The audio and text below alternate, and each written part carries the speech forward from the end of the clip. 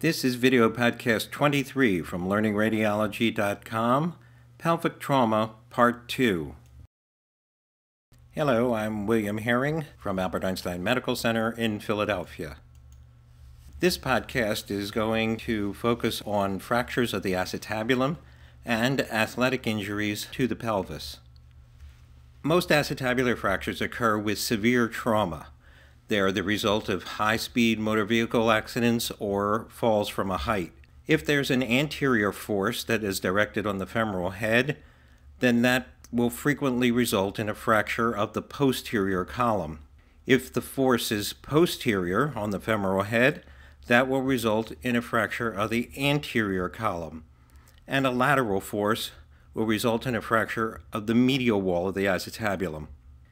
The acetabulum is composed of two bony columns.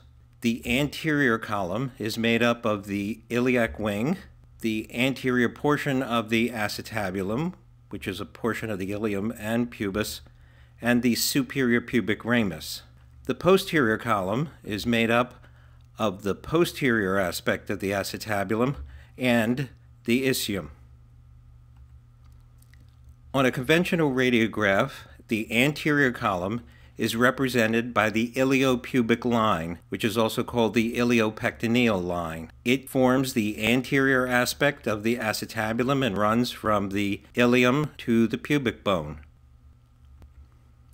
The posterior column on a conventional radiograph is represented by the ilioischial line. It forms the posterior aspect of the acetabulum and runs from the ilium to the ischium. About 20% of pelvic fractures involve the acetabulum. Conventional radiographs are usually obtained first, but CT is the best way to evaluate for acetabular fractures.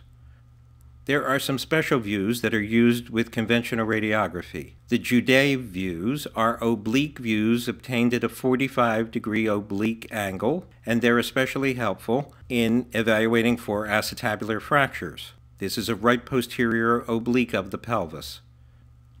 The Inlet view is an AP view of the pelvis with the X-ray beam tilted 25 degrees caudally. It's especially useful for evaluating posterior displacements of acetabular or pelvic fractures and for evaluating diastasis of the symphysis.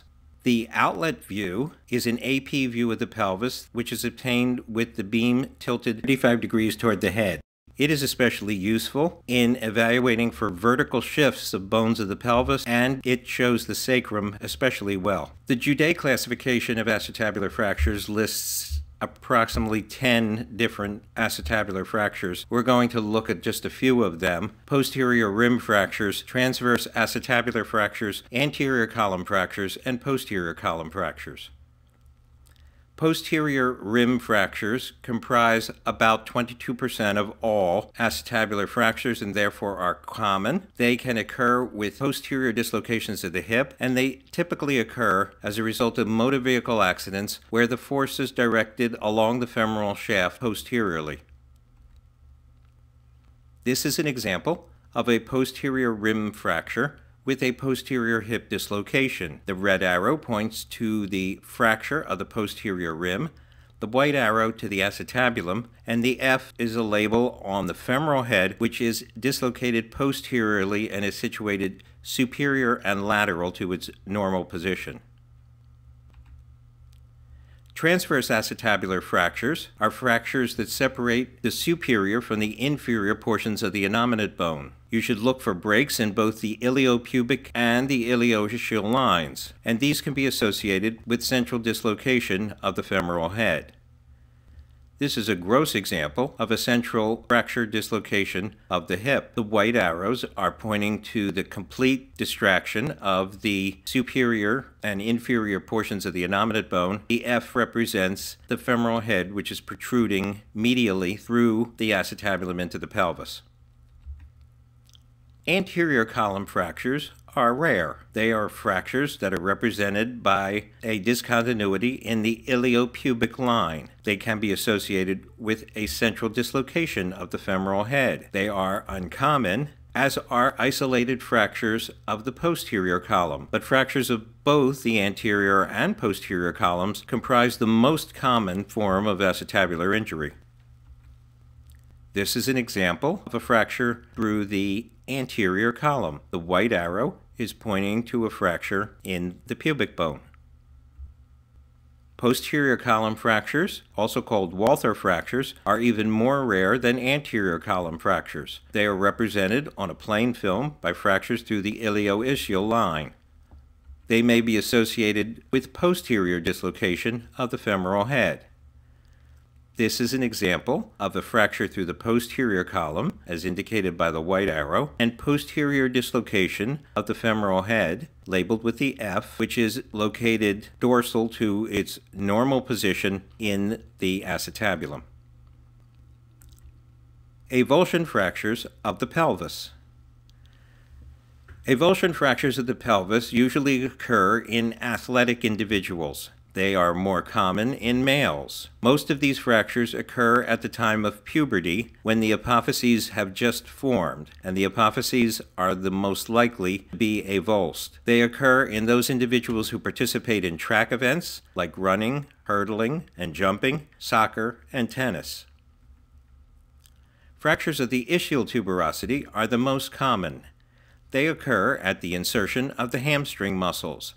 They're usually seen in sprinters, hurdlers, gymnasts, and long jumpers. When they heal, they tend to heal with exuberant callus formation, which produces marked enlargement of the ischium. This is an example of a healing fracture of the ischial tuberosity. You could see the marked periosteal reaction and callus formation and enlargement of the healing ischial tuberosity. This should never be mistaken for a bone tumor, such as an osteosarcoma. Avulsion fractures of the anterior-inferior iliac spine comprise the second most common type of athletic avulsion fractures of the pelvis, tied with fractures of the anterior-superior iliac spine. They occur at the insertion of the rectus femoris. This is an example of an avulsion of the anterior-inferior iliac spine. The black arrow is pointing to the avulsed fragment. Avulsion fractures of the anterior-superior iliac spine, the ASIS, are tied with fractures of the anterior-inferior iliac spine as the second most common fracture. They occur at the insertion of the sartorius muscle. This is an example of an avulsion of the anterior-superior iliac spine. The white arrow is pointing to the avulsed fragment, the yellow arrow to the position which the anterior-superior iliac spine would be in were it not fractured. Avulsion fractures of the lesser trochanter occur at the insertion of the iliopsoas muscle. This is an example of an avulsion of the lesser trochanter. The white arrow is pointing to the avulsed fragment of the lesser trochanter. This is a graphic from LearningRadiology.com, which indicates all of the fractures we've just spoken about and the muscles which insert, along with some which we haven't discussed, such as fractures of the iliac crest, where the abdominal muscles insert, fractures of the greater trochanter, where the gluteal muscles insert, and fractures of the symphysis, where the adductor group of muscles inserts.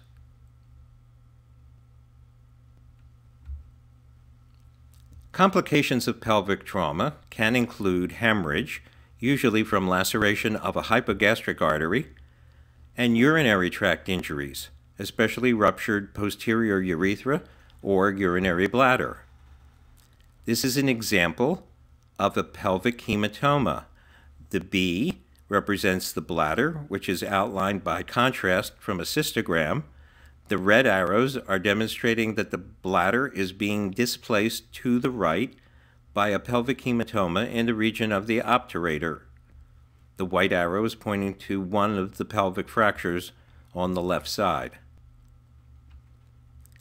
This is an example of a bladder rupture. The B is on the bladder, which is visible because of contrast which was injected intravenously, and the red arrow is pointing to an amorphous collection of contrast that lies outside the bladder that represents an extraperitoneal bladder perforation.